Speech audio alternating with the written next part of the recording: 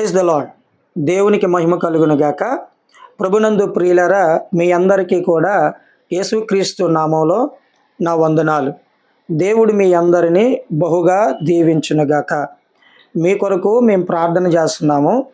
మా కొరకు, మా కుటుంబం కొరకు, సేవ కొరకు క్రైస్తవులుగా మీరందరూ కూడా ఈ వీడియో చూస్తున్న ప్రతి ఒక్కరూ మా కొరకు ప్రార్థన చేయాలని, సేవ కొరకు ప్రార్థన చేయాలని ప్రభు పేరిట నా మనవి. ప్రియులారా, దేవుని వాక్యాన్ని ధ్యానం చేద్దాం. లూకా సువార్త 23వ అధ్యాయం, లూకా సువార్త 23వ అధ్యాయం 34వ వచనాన్ని చదువుతున్నాను.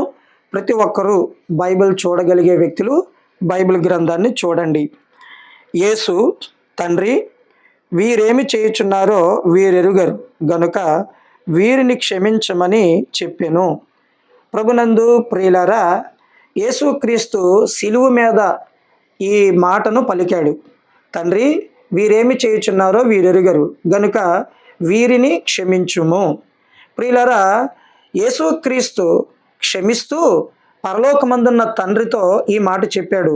తండ్రి, మీరు కూడా వీరిని క్షమించండి. వీరు అంటే తప్పు లేని వ్యక్తులు కాదు, తప్పు చెయ్యని వ్యక్తులు కాదు. వీరు అనగానే యేసు ప్రభువుని దూషించిన వ్యక్తులు, యేసు ప్రభువుని హింసించిన వ్యక్తులు, యేసు ప్రభు ముఖం మీద ఉమ్మి వేసిన వ్యక్తులు, యేసు ప్రభువుకి ముళ్ళ కిరీటం పెట్టిన వ్యక్తులు, యేసు ప్రభువుకి కొరడా దెబ్బలు కొట్టిన వ్యక్తులు, యేసు ప్రభు పైన రకరకాల నిందలు వేసిన వ్యక్తులు. అట్టి వారిలో రోమా సైనికులు ఉన్నారు. అలాగే ఇశ్రాయేలు జనులలో, యూదులలో మరి పరిసయ్యులు, శాస్త్రులు, సద్దూకయ్యులు, ఇలా మత పెద్దలైన వారు, ఆచారాలు కలిగిన వారు కూడా ఉన్నారు. వారు యొక్క అనుచరులు కూడా చాలామంది యూదులు యేసు ప్రభువుని దూషించడంలోనూ హింసించడంలోనూ ప్రధాన పాత్ర పోషించారు. పరిసయ్యులు, శాస్త్రులు, సద్దూకయ్యులు వీరు ఆనాడు యూదా మతంలో పెద్దలుగా ఉండి అనేక మందిని వారి యొక్క స్వాధీనంలో, వారి యొక్క అధికారంలో ఉంచుకుని వారిని ఏలుబడి చేస్తూ ఉండేవారు. అలాంటి పరిస్థితులలో యేసుక్రీస్తు రాజ్య సువార్త ప్రకటించడం ద్వారా, యేసుక్రీస్తు అద్భుతాలు చేయడం ద్వారా, యేసుక్రీస్తు అనేక మంది మీద కనికరం చూపించి అనేక మందిని ప్రేమిస్తూ వారికి సేవ చేయడం ద్వారా అనేక మంది యేసు ప్రభు వైపు వచ్చారు. అనేక మంది ప్రభు చెప్పిన సువార్త నమ్ముతున్నారు. అనేక మంది యేసు ప్రభు చేసిన అద్భుతాలను బట్టి తండ్రి అయిన దేవుణ్ణి మహింపరుస్తూ కుమారుడైన క్రీస్తుని వారు అనుసరిస్తున్నారు.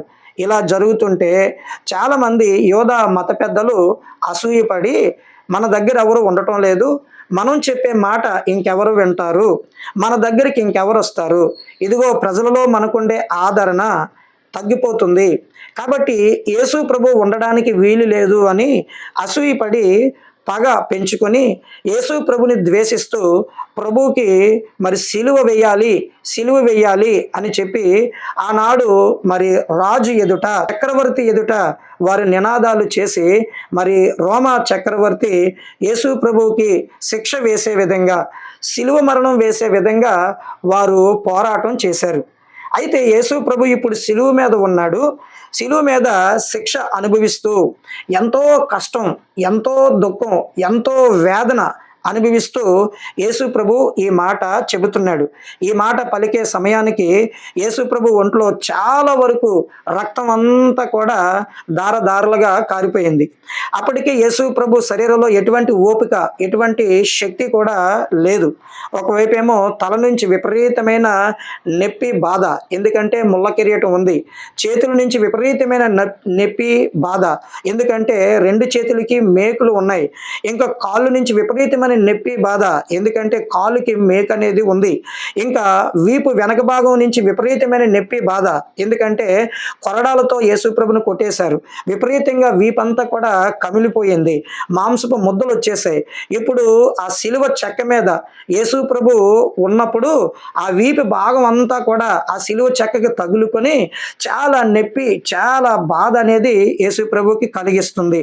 ఇంత నొప్పిలోనూ, ఇంత దుఃఖంలోనూ, బాధలో కూడా యేసు ప్రభువుని బాధ పెట్టిన వారందరినీ యేసుక్రీస్తు క్షమిస్తున్నాడు. ఎంత గొప్ప విషయం అండి.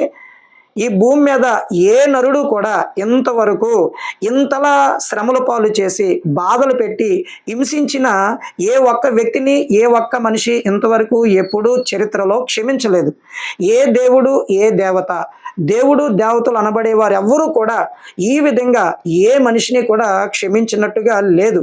ఏ మనిషి కొరకు కూడా శ్రమ పొందినట్టుగా, ప్రేమించి వారి కోసం ప్రాణం పెట్టినట్టుగా కూడా ఎక్కడ చరిత్రలో లేదు. కానీ యేసు ప్రభు గురించి మనం చూస్తే, యేసు ప్రభు వారు సర్వ మానవాళి అందరి కొరకు కూడా ప్రాణం పెట్టడానికి వచ్చాను అన్నాడు. ప్రాణం పెట్టుటకును, పెట్టిన ప్రాణం తిరిగి తీసుకోవడానికి నాకు అధికారం ఉంది అని కూడా యేసు ప్రభు చెప్పాడు. అలా చెప్పిన యేసుక్రీస్తు ఇప్పుడు తనకు తానుగా స్వతహాగా మరి ప్రాణం ఇవ్వడానికి కూడా వెనకాడలేదు.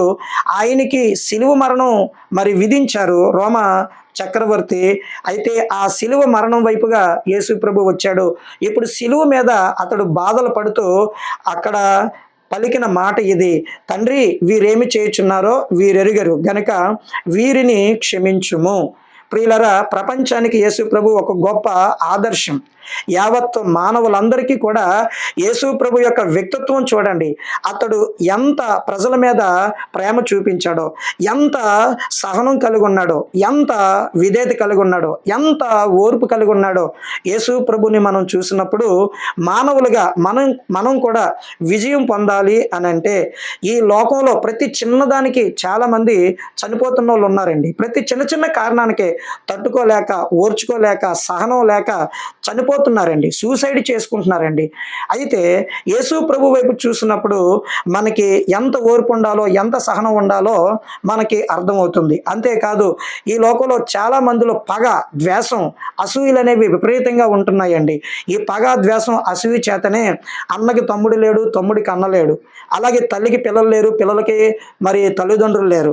లేదా మరి ఇరుగోరికి పొరుగోరికి మధ్య మరి దెబ్బలాటలు, గొడవలు, ఇలా రకరకాలుగా ప్రజలకి మధ్య ప్రేమ చల్లారిపోయి మరి ద్వేషం, పగ, అసూయ పెరిగిపోయి ప్రతి చిన్నదానికి కూడా ఎదుటి వ్యక్తిని క్షమించడానికి బదులుగా ఎదుటి వ్యక్తి మీద కక్ష సాధింపు, ఎదుటి వ్యక్తి మీద పగ సాధింపు, ఇలాంటివి అనేకం నేడు సమాజంలో మనకి కనబడుతున్నాయి. ప్రతిరోజు మన వార్తలు వింటున్నా, వార్తలు చదువుతున్నా మనకి తెలిసేది ఏంటంటే, ఎక్కడో ఒక దగ్గర మరి ఎవరో ఒకరిని చంపేశారు అనేది మనకి వార్తల్లో వినబడుతూనే ఉన్నాయి. ప్రియులారా, దీనంతటికీ కారణం ఏంటంటే, క్షమించే మనసు, క్షమించే గుణం అనేది నేడు ప్రపంచంలో మానవులకి రాను రాను తగ్గిపోతుంది. అయితే యేసు ప్రభు మనకు ఒక మంచి మాదిరి. ఆయన అంటున్నాడు, తండ్రి, వీరేమి చేయుచున్నారో వీరెరుగురు గనక వీరిని క్షమించుము. యేసు ప్రభు యొక్క వ్యక్తిత్వం ఏంటి అని అంటే, క్షమించే వ్యక్తిత్వం. ఎంత గొప్ప వ్యక్తిత్వం అండి. మనలో ప్రతి ఒక్కరికి కూడా ఇలాంటి వ్యక్తిత్వం అనేది ఉండాలి. ప్రియులారా, ప్రభు గురించి మనం ఆలోచిస్తే ఇక్కడ ప్రభు మనకి ఎలా కనిపిస్తున్నాడు అనేది మనం జాగ్రత్తగా వాక్యాన్ని పరిశీలన చేస్తే, వీరిని క్షమించము అన్న ఈ మాటను బట్టి మనం తెలుసుకుంటాం యేసు శత్రువులను ప్రేమించే వ్యక్తి అని. అలాగే వీరిని క్షమించుము అని యేసు పలికిన మాటను బట్టి మనం తెలుసుకుంటాం యేసు హింసించే వారి కొరకు ప్రార్థన చేసే వ్యక్తి అని. ప్రియులారా, యేసు ఎలాంటి వాడండి? యేసు శత్రువులను ప్రేమించే వ్యక్తి. అంతేకాదు, యేసు హింసించే వారి కొరకు ప్రార్థన చేసే వ్యక్తి. సిలువ మీద మరి తనకి బాధ కలిగిస్తున్నా, దుఃఖం కలిగిస్తున్నా, ఇంత బాధకరమైన శిక్ష వెయ్యండి అని చెప్పి మరి తన మీద నేరం మోపి ఇలాంటి సిలువ మరణం వైపు మరి ప్రజలు యేసు ప్రభువుని పంపించినా మరి ఆ ప్రజలందరినీ కూడా ఆయన ఎంతగానో ప్రేమించాడు. వారందరూ కూడా చాలామంది శత్రువులు ఉన్నారండి యేసు ప్రభుకి. ప్రతి శత్రువుని కూడా యేసు ప్రభు ప్రేమించాడు. మరి ప్రేమ దాని యొక్క లక్షణం ఏంటి అని అంటే, ప్రేమ అనేక దోషాలను కప్పును, ప్రభునందు ప్రియులారా, బైబిల్లో ఉంది, ప్రేమ అనేక దోషాలను కప్పును. సో యేసుక్రీస్తు యొక్క ప్రేమ ఎలాంటిది అని అంటే, నీలో నాలో ఉండే ప్రతి దోషం, ప్రతి పాపం కూడా మరి యేసు ప్రభు యొక్క ప్రేమ కప్పివేసేది.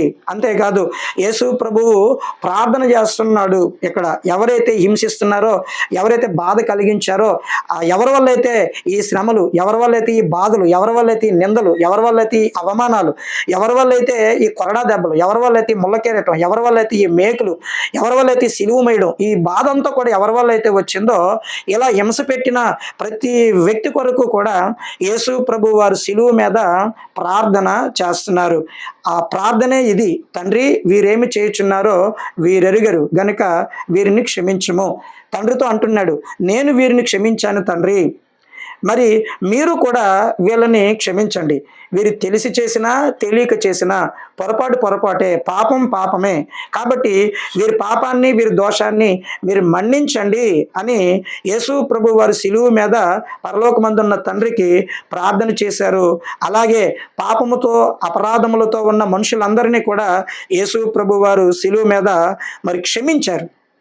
కాబట్టి ఈ రోజున మానవులు పాపముల చేత, అపరాధముల చేత చచ్చిన స్థితిలో ఉన్నారు. ఆ స్థితిలో ఉన్న మానవులందరికీ కూడా పాప క్షమాపణ కావాలి. ఒక రోగికి డాక్టర్ అవసరం ఎలాగైతే ఉంటుందో, ఒక వ్యాధితో ఉన్న వ్యక్తికి మందులు ఎలాగ అవసరమో, హాస్పిటల్ ఎలాగ అవసరమో, అదేవిధంగా యేసు ప్రభు కూడా ఈ మానవ జాతి అంతరంగములో మరి ఉన్న పాపానికి విరుగుడిగా మరి యేసుప్రభు రక్తం అవసరం. ఆ పాపాల నుంచి మానవులు రక్షింపబడాలి అంటే యేసుక్రీస్తు ఇచ్చే పాప క్షమాపణ కూడా అవసరం. ప్రభు చెప్పాడు, ఇదిగో పాపములు క్షమించుటకు మనుష్య కుమారుడికి ఈ భూమి మీద అధికారము కలదు. కాబట్టి ఈ లోకంలో ఎవరు కూడా మన పాపాలు క్షమించేవారు లేరు. ఎవరు కూడా నా దగ్గరికి రండి, మీ పాపాలు క్షమిస్తాను, మీకు నిత్య జీవం ఇస్తాను అని చెప్పిన వాళ్ళు కూడా ఎవరు లేరు. ఒక్క యేసుక్రీస్తు మాత్రమే మానవ జాతి పాపమంతా పరిహారము చేయడం కొరకు దేవుని గొర్రె పిల్లగా యేసుక్రీస్తు సిలువలో తన పరిశుద్ధమైన మరి ప్రాణాన్ని, జీవితాన్ని బలిగా అర్పించాడు. తన పరిశుద్ధమైన రక్తాన్ని చిందించాడు. అంతేకాదు ఈ ప్రపంచానికి ఒక ఆదర్శం యేసు ప్రభు చెప్పాడు, తండ్రి వీరేమి చేయుచున్నారో వీరెరుగరు గనుక వీరిని క్షమించుము. ఈ మొదటి మాట ద్వారా మనం తెలుసుకోవలసిన విషయం ఏంటంటే, ప్రభు ఇచ్చిన సందేశం, ఇదిగో మీ శత్రువుల కొరకు మీరు ప్రార్థన చేయండి, మిమ్మల్ని నిందించి హింసించే వారి కొరకు మీరు వారిని క్షమించి వారి కోసం ప్రార్థన చేయండి అని యేసు ప్రభు వారు మరి తాను మరి సువార్త ప్రకటిస్తూ ప్రసంగం చేస్తూ యేసు ప్రభు పలికారు. ఆ మాటలు మత్తయి సువార్త 5వ అధ్యాయం 44వ వచనంలో రాయబడి ఉన్నట్టుగా బైబిల్లో మనం చదువుతాం. కాబట్టి ప్రభునందు ప్రియులరా, మనం అనేక మంది యొక్క రక్షణ కొరకు ప్రార్థన చేద్దాం, అనేక మంది పాప క్షమాపణ కొరకు ప్రార్థన చేద్దాం. మరి యేసు ప్రభు సిలువలో మరి క్షమించే మనసు కలిగి, వ్యక్తిత్వం కలిగి మరి ఆయన క్షమించాడు.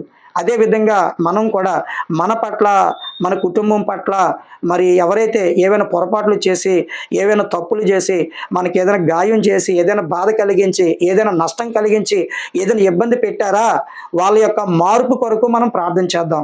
వారు ఒకవేళ మన దగ్గరికి వచ్చి మా తప్పు మేము తెలుసుకున్నాం, దయతో క్షమించండి అని అడుగుతున్నప్పుడు వారితో మనం కయ్యం పెట్టుకోకుండా, గొడవ పెట్టుకోకుండా, దేవుడు మిమ్మల్ని క్షమించాడు, మేము కూడా మిమ్మల్ని క్షమిస్తున్నాము, మీ కొరకు మేము ప్రార్థన చేస్తున్నాము అని వారితో మనం సమాధానం పడాలి. ఎప్పుడు కూడా ఇతరుల మీద శత్రుత్వం పెంచుకోకూడదు, పగను మనం పెంచుకోకూడదు, ద్వేషం మనం పెంచుకోకూడదు. దానికి బదులుగా ప్రేమ కలిగి జీవించాలి. శత్రువుల కొరకు, హింసించే వారి కొరకు మనం ప్రార్థన చేస్తూ వారిని క్షమించేవారుగా ఉండాలి. ఇది యేసు ప్రభు యొక్క సిలువలో పలికిన మొదటి మాట ద్వారా మనం తెలుసుకుంటున్న గొప్ప సత్యం. తెలుసుకున్న ఈ సత్యాన్ని మనం అందరం కూడా అనుసరిద్దాం. దేవుడు వినికుడిలో ఈ వాక్యాన్ని, ఈ సందేశాన్ని హృదయం అనే పలక మీద వ్రాసి దీవించునుగాక. ఆమెన్. ప్రియులారా, చిన్న ప్రార్థన కూడా మనం చేద్దాము. ఈ చెప్పబడిన వాక్యం హృదయంలో నిలిచి ఉండాలని ప్రార్థన చేద్దాం. పరిశుద్ధుడివైన తండ్రి, మీకు స్తోత్రాలు. నీ వాక్యం మా హృదయంలో నిలిచి ఉండడానికి సహాయం చేయండి. నువ్వు క్షమించే దేవుడిగా ఉన్నావని మాకు అర్థమైంది. పరలోకమందున్న మా తండ్రి, మరి మీరు మా పాపములు క్షమించడం కొరకై మీ ఏకైక కుమారుడు, మా రక్షకుడైన యేసుక్రీస్తుని ఈ లోకానికి పంపించారు. ప్రభువా, మీరు సిలువలో రక్తం కార్చి ప్రాణం పెట్టి మీరు మాకు ఒక రక్షణ అనేది సిద్ధపరిచారు. మీ యందు విశ్వాసము ఉంచి మాలో ఉన్న ప్రతి పాపాన్ని ఒప్పుకుంటున్నాం. దేవా, మమ్మల్ని మీరు క్షమించండి, మమ్మల్ని మీరు రక్షించండి. అంతేకాదు నాయనా, యేసు మీరు సిలువలో మొదటి మాట పలికినప్పుడు ఇదిగో మీ దగ్గర క్షమాపణ ఉందని మాకు అర్థమైంది. మీరు క్షమిస్తున్నారు. మేము కూడా ఇతరుల మీద పగ ద్వేషాలు పెట్టుకోకుండా ఇతరులను క్షమించేవారుగా మేము ఉండడానికి, సమాధాన పడేవారుగా మేము ఉండడానికి కృప చూపండి, సహాయం చేయండి. మా శత్రువులను మిత్రులుగా మార్చండి. మా శత్రువులు ఎదుట మాకు బలమైన దుర్గంగా ఉండండి. మా శత్రువులు ఎదుట మా తల ఎత్తు దేవుడిగా మీరు మాకు ఉండండి. మీరు మమ్మల్ని నడిపించమని మీకే వందనాలు చెల్లిస్తూ యేసుక్రీస్తు పరిశుద్ధమైన నామములోని ప్రార్థన అడుగుచున్నాను పరమ తండ్రి. ఆమెన్. ఆమెన్. ప్రియులారా, దేవుడు మిమ్మల్ని దీవించునుగాక. ఆమెన్.